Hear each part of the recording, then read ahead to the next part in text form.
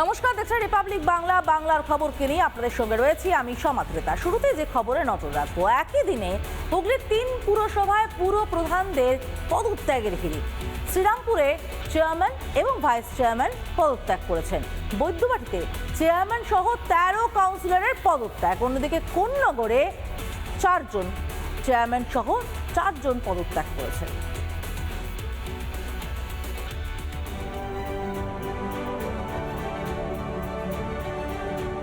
পরপর 3টি পৌরসভা চেয়ারম্যানদের পদত্যাগ। বৈদ্যবাটি, কোন্নগর, শ্রীরামপুর। বৈদ্যবাটি পৌরসভার chairman Pintu Mahato, vice chairman Shantanu Dutta সহ 13 জন তৃণমূল কাউন্সিলর শ্রীরামপুর যে মহকুমা শাসক রয়েছে তার কাছে মেল করে পদত্যাগপত্র পাঠায় তারা। আমরা চেয়ারম্যান, ভাইস চেয়ারম্যান এবং 2 জন সিআইসি মেম্বার, তার সাথে আরও সবাই মিলে 13 জন পৌর সদস্যরা আজকে পদত্যাগ করলাম। 2022 মার্চ মাসে মানুষের ভোটে আমরা জিতে এসেছিলাম মানুষকে সুস্থ পরিষেবা তুলে দেওয়ার জন্য। গত 2 মাস ধরে মানুষকে সঠিকভাবে আমরা পরিষেবা দিতে পারছিলাম না। অন্যদিকে কোন্নগর যে পৌরসভা, সেই পৌরসভার চেয়ারম্যান সহ 4 জন কাউন্সিলর পদত্যাগ করলো। তারাও শ্রীরামপুরের যে মহকুমা শাসক রয়েছে তার কাছে পদত্যাগপত্র জমা দেয়। আমি কোন্নগর পৌরসভার চেয়ারম্যান ছিলাম, এখন ছিলাম হয়ে গেছে।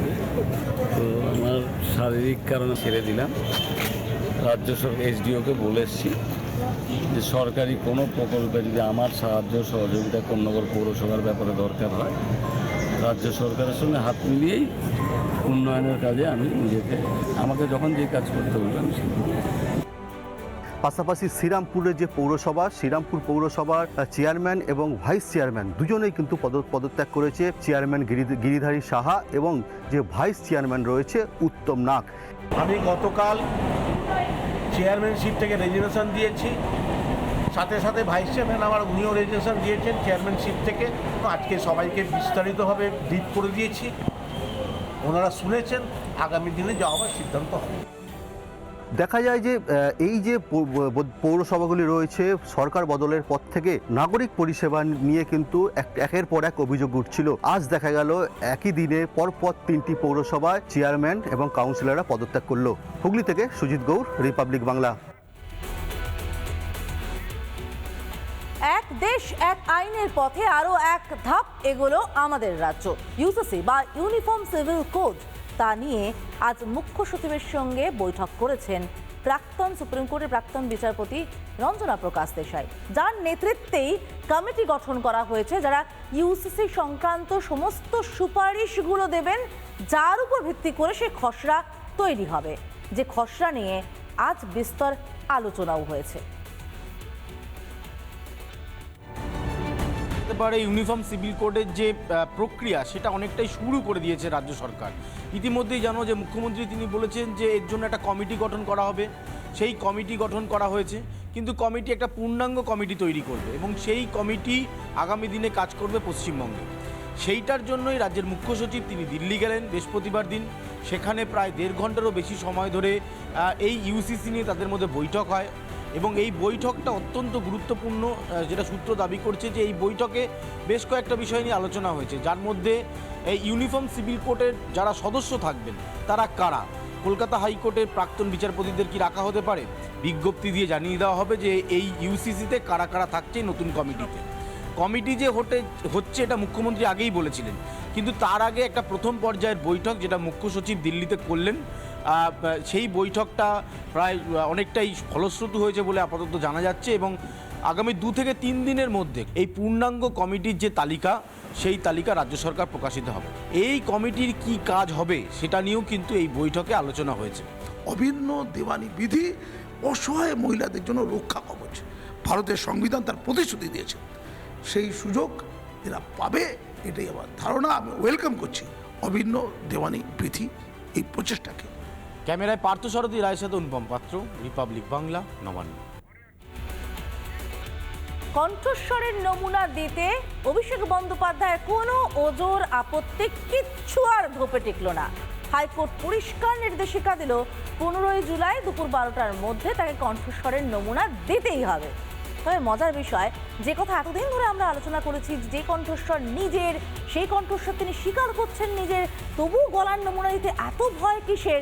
সেই ভয়টা আদালতে আজ অভিষেক বন্দ্যোপাধ্যায়ের আইনজীবী বলেই ফেললেন এই কণ্ঠস্বরের নমুনা যেন অন্য কোনো মামলায় ব্যবহার করা না হয়, অর্থাৎ অন্য কোথাও গলা মিলে যাওয়ার আশঙ্কা আছে বইকি।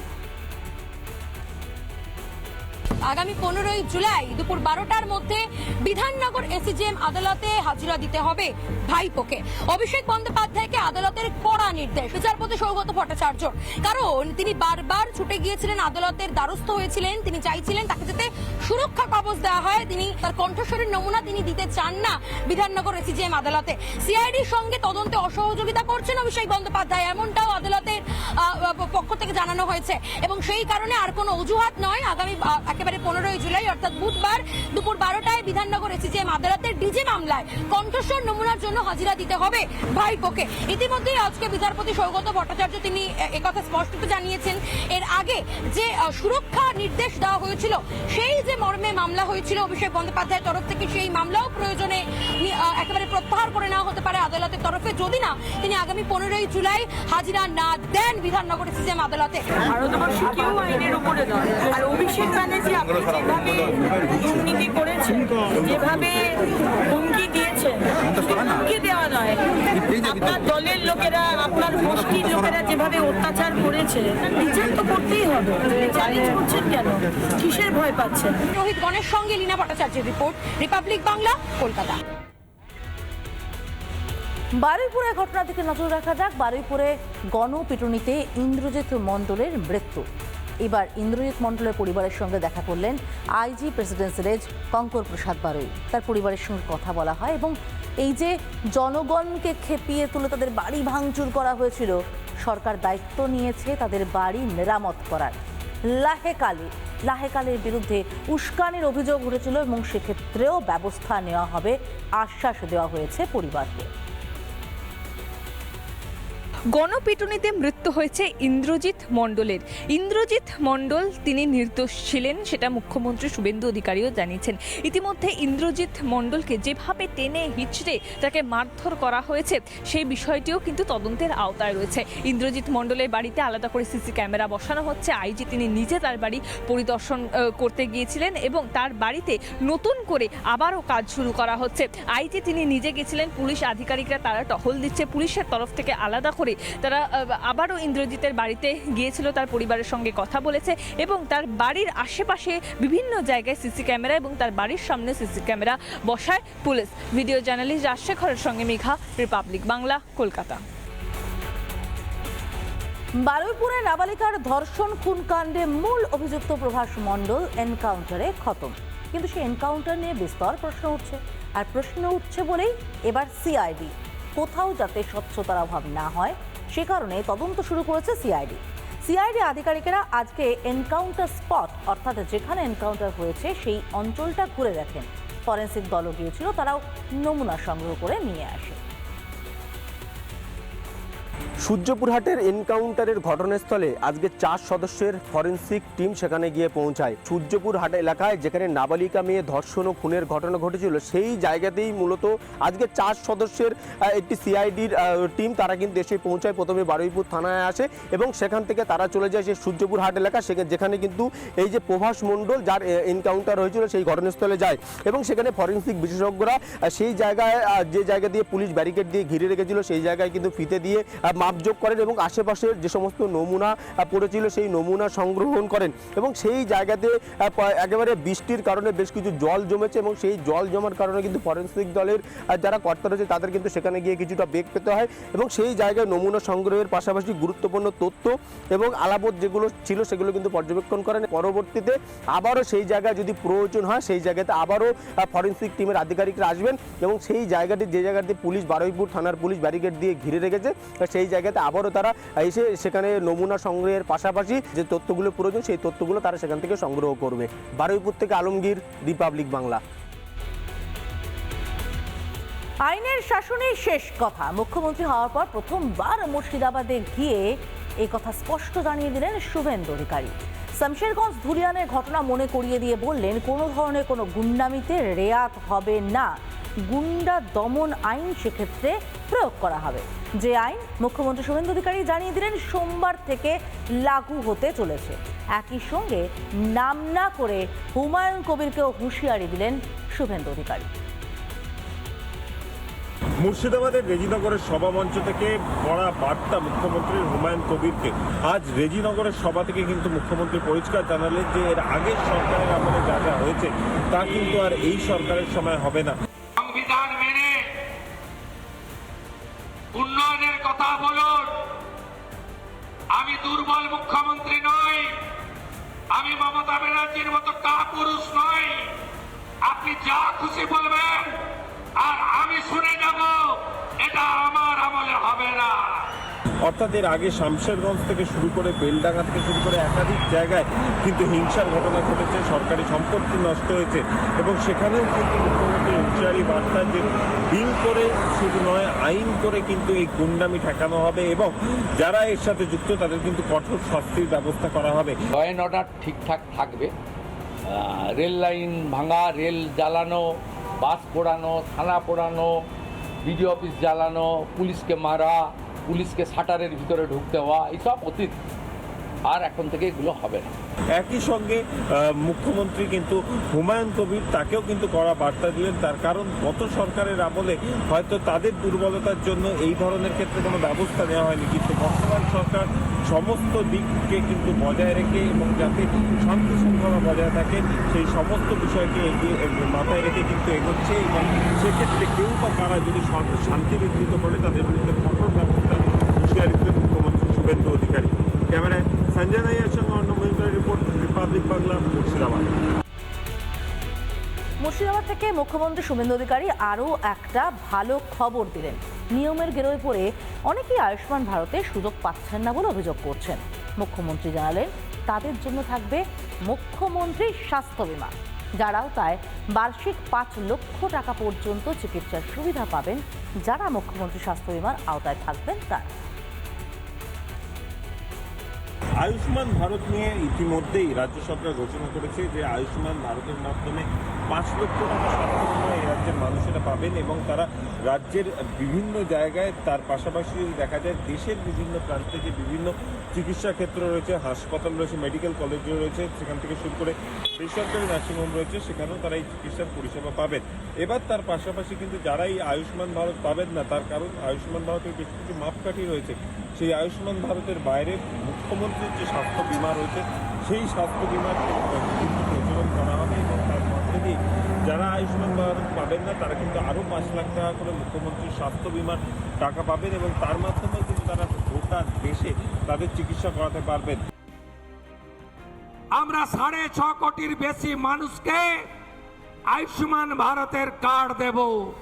যারা আয়ুষ্মান ভারতের কার্ড পাবেন না তাদের জন্য মুখ্যমন্ত্রী স্বাস্থ্য বীমা যোজনায় 5 লক্ষ টাকার চিকিৎসা ফ্রি দেব এবং সেই চিকিৎসার কার্ড আগের সরকারের মতো শুধু বাংলায় নয় গোটা ভারতে যাতে সেই 5 লক্ষ টাকার বেনিফিট পান সেই ব্যবস্থাও আপনাদের সরকার করবে। অর্থাৎ যারা আয়ুষ্মান ভারত পাবেন না তারা কিন্তু মুখ্যমন্ত্রী স্বাস্থ্য বীমার সুযোগ সুবিধা পাবেন এবং তার মাধ্যমে কিন্তু আয়ুষ্মান ভারতের মতনই গোটা ভারতে তারা চিকিৎসার পরিষেবা পাবেন। ক্যামেরায় সঞ্জয় নাইয়ার সঙ্গে অন্য মহিন্দ্রের রিপোর্ট, রিপাবলিক বাংলা, মুর্শিদাবাদ।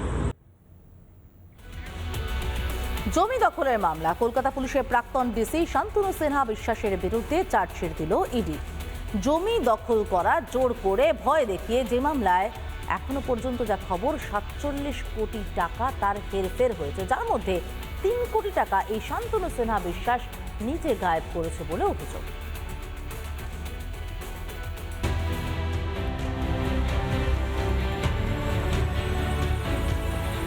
জমি সংক্রান্ত মামলায় ইডির হাতে গ্রেফতার শান্তনু সিনহা বিশ্বাস। সেই শান্তনু সিনহা বিশ্বাসের বিরুদ্ধে চার্জশিট পেশ করলো ইডি। ইডির বিশেষ আদালতে চার্জশিট পেশ করা হয়েছে, 114 পাতার চার্জশিট পেশ করা হলো শান্তনু সিনহা বিশ্বাসের বিরুদ্ধে।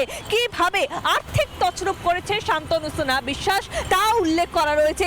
3 কোটিরও বেশি টাকা তছরূপ করেছে শান্তনু সিনহা বিশ্বাস। সোনা পাপ্পুর সঙ্গে মিশে একেবারে একাধিক সম্পত্তি নিজের তৈরি করেছে এবং তার যে সম্পত্তি রয়েছে তার আর্থিক দিক থেকে যদি দেখা যায়, তার আয়ের থেকে তার সম্পত্তির কিন্তু কোনো রকম কোনো হিসেব পাচ্ছেন না তদন্তকারী আধিকারিকরা। এবং জমি সংক্রান্ত বিষয় দেখতে গেলে যারা সাধারণ মানুষ রয়েছে, যারা গরিব মানুষ রয়েছে, সেই মানুষদের জমি কিভাবে কেড়ে নিয়ে নিজেদের সেই জমিকে আরও বেশি টাকাতে কোটি কোটি টাকায় বিক্রি করে নিজেদের সম্পত্তি তৈরি করেছে এই শান্তনু সিনহা বিশ্বাস, সোনা পাপ্পু, জয়েশ কামদার। যাবতীয় বিষয় উল্লেখ করেছে ইডি চার্জশিটে। ভিডিও জার্নালিস্ট রাজশেখরের সঙ্গে মেঘা, রিপাবলিক বাংলা, কলকাতা। কলকাতা জুড়ে মেট্রো তার জাল আরও বিস্তার করছে। 1 বছর আগে আজকের দিনে খিদিরপুর থেকে শুরু করে টানেল বোরিং মেশিন দুর্গা আজ পৌঁছে গেল ভিক্টোরিয়া। দুর্গা এবং দিব্যা, 2 টানেল বোরিং মেশিন এই মুহূর্তে চমৎকার করছে মাটির তলায়। পাতাল পথে শুরু হলো বিরাট কর্মযজ্ঞ। ভিক্টোরিয়ায় এসে পৌঁছলো দুর্গা।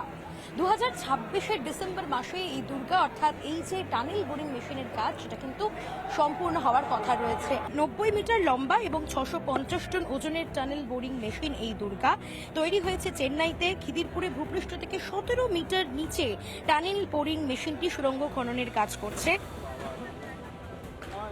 खिदिरपुर से स्टार्ट करा था और विक्टोरिया तक लाए हैं हम। 1750 मीटर की टनलिंग थी जो मल्टी स्टोरी बिल्डिंग के नीचे से भी गई, नाला के नीचे से भी गई। हमने कंटिन्यूअसली मॉनिटरिंग की। পার্ক স্ট্রিটের দিকেই এই দুর্গা মূলত কাজ করছে। দিব্যা আরও একটি টানেল বোরিং মেশিন, সেটি কাজ করছে জোকামুখী লাইনে। জোকা এসপ্ল্যানেড পার্পল মেট্রো রুটে কাজ করছে টানেল বোরিং মেশিন দুর্গা এবং দিব্যা। নিচে আমরা দেখতে পাচ্ছি যারা রেলের আধিকারিক রয়েছেন তারা প্রত্যেকে কিন্তু ভারতের জাতীয় পতাকা হাতে আজকে কিন্তু উচ্ছ্বাসে মেতে উঠেছেন, কারণ আজকে অত্যন্ত গুরুত্বপূর্ণ একটি দিন। পাতাল পথে বিরাট ইতিহাস তৈরি হয়ে গিয়েছে। हमारे एक्सपर्ट्स लोगों ने इंश्योर किया कि कहीं भी सेटलमेंट परमिसिबल लिमिट से ज्यादा ना हो, और आज आप देख रहे हो कि सक्सेसफुली हमने दुर्गा टीबीएम का ब्रेक थ्रू कर लिया है। हमारी दूसरी टनल टीबीएम दिव्या भी इसको फॉलो कर रही है और वो भी उम्मीद है कि अगस्त के एंड तक अपना काम पूरा कर लेगी। বউবাজারে যখন মেট্রোর কাজ চলছিল, সেই মেট্রোর কাজের সময় এই টানেল বোরিং মেশিনের কাজ করতে গিয়ে বহুবার কিন্তু বিঘ্ন ঘটেছে। সেই জায়গায় দাঁড়িয়ে অবশেষে এই দুর্গা পৌঁছলো ভিক্টোরিয়া স্টেশনের কাছে। ক্যামেরায় রোহিত গণের সঙ্গে লীনা ভট্টাচার্যের report, Republic Bangla, Victoria, Kolkata. উন্নয়নের স্বার্থে ইস্তফাপত্র প্রত্যাহার করলেন বনগাঁ 6 গ্রাম পঞ্চায়েত প্রধান। আজকে বিডিওর উপস্থিতিতে বিরোধী দলনেতার সামনে বৈঠক হয় এবং তারপর তারা ইস্তফাপত্র প্রত্যাহার করে নেন। বনগাঁ মহকুমার 6টি গ্রাম পঞ্চায়েতের প্রধানরা তাদের ইস্তফাপত্র কিন্তু আবার নতুন করে প্রত্যাহার করলেন। তারা সাধারণ মানুষের পরিষেবা দেওয়ার জন্যই মূলত এই সিদ্ধান্ত নিয়েছেন বলে তাদের দাবি। আমরা দেখেছিলাম যে গত মাসের 29 তারিখ বনগাঁ মহকুমার 6টি গ্রাম পঞ্চায়েতের প্রধান তারা প্রত্যেকেই একসঙ্গে একযোগে তারা ইস্তফা দিয়েছেন, কারণ তারা কাজ করতে পারছিলেন না। নতুন সরকার যারা দায়িত্বে রয়েছেন তাদের সঙ্গে সমন্বয় রেখে, এমনটা কিন্তু তারা জানিয়েছিলেন। পরিষেবা ব্যাহত ছিল বেশ কিছুদিন ধরে। নতুন করে তারা সিদ্ধান্ত নিয়েছেন, তারা বিডিওর সঙ্গে বৈঠক করেছেন, যেখানে বৈঠকে উপস্থিত ছিলেন একাধিক বিধায়কের প্রতিনিধিরা। তারা সমন্বয় করে কাজ করবেন, এমনটাই সিদ্ধান্ত নেওয়া হয়। দেখছি যে মানুষের খুবই অসুবিধা হচ্ছে। আজকে 10-12 দিন 14 দিন পঞ্চায়েতে যাই না, মানুষ খুব ভোগান্তি ভুগছে আমাদের জন্যে। আমরা চাই না সে যে বিগত কি হয়ে গিয়েছে সেটা তো আর বলা সম্ভব না। আমরা চাই এখন সবাই মিলেমিশে কাজ করি। 2 বছর আছি, মিলেমিশে সবাই মিলে কাজ করি, এটাই আমাদের সিদ্ধান্ত। অন্য কোনো সিদ্ধান্ত এখন আর নেই। এতদিন পঞ্চায়েতে একটা কাজের কোনো সিস্টেমে চলছিল না। নতুন সরকার গঠিত হয়েছে, তাদের মধ্যে একটা ভয় চতুর্দিকে যা হচ্ছিল আমরা মিডিয়ার মাধ্যমে সংবাদ মাধ্যমে দেখছিলাম। তার জন্য ওরা স্বেচ্ছায় এসে বিডিওতে তারা প্রধান হিসেবে ইস্তফাপত্র জমা করেছিলেন। আজকে বিডিওর সঙ্গে আমাদের বিরোধী দলনেতা, তারপরে এমএলএ প্রতিনিধি সবাইদের সমন্বয় বৈঠক হলো এবং তাদের কাজের বিষয়কে বোঝানো হলো এবং আগামী দিনে তারা কাজের আশ্বাস দেখিয়েছে এটুখানি। পাশাপাশি যে বিজেপির যারা প্রতিনিধি দল অর্থাৎ যেই বিধায়কদের হয়ে যেই সমস্ত প্রতিনিধি দল আজকে বিডিও অফিসে উপস্থিত ছিলেন, তারাও বলছেন তারাও কিন্তু এই প্রধানদের সঙ্গে সমন্বয় রেখে তারা সমস্ত ধরনের সহযোগিতা করবেন যাতে মানুষ সমস্ত ধরনের সুবিধা পায়। তবে এখন দেখার শেষ পর্যন্ত এই পঞ্চায়েত প্রধানদের অর্থাৎ যেই 6 জন পঞ্চায়েত প্রধান নতুন করে তারা তাদের যে ইস্তফাপত্র প্রত্যাহার করেছেন, আবার তারা নতুন করে পঞ্চায়েত প্রধানের যে দায়িত্ব সেই দায়িত্বভার তারা গ্রহণ করে আগামী দিনে মানুষের জন্য কি কি পরিষেবা তারা দিয়ে থাকেন বা কিভাবে দিয়ে থাকেন। উত্তর 24 পরগনা থেকে টিটপ বিশ্বাস, রিপাবলিক বাংলা। নানা ধরনের কন্টেন্ট দেখার জন্য লাইক করুন, শেয়ার করুন আমাদের ফেসবুক পেজ, সাবস্ক্রাইব করুন আমাদের ইউটিউব চ্যানেল। পাশাপাশি অন্যান্য ব্রেকিং নিউজের জন্য অবশ্যই চোখ রাখুন রিপাবলিক বাংলায়।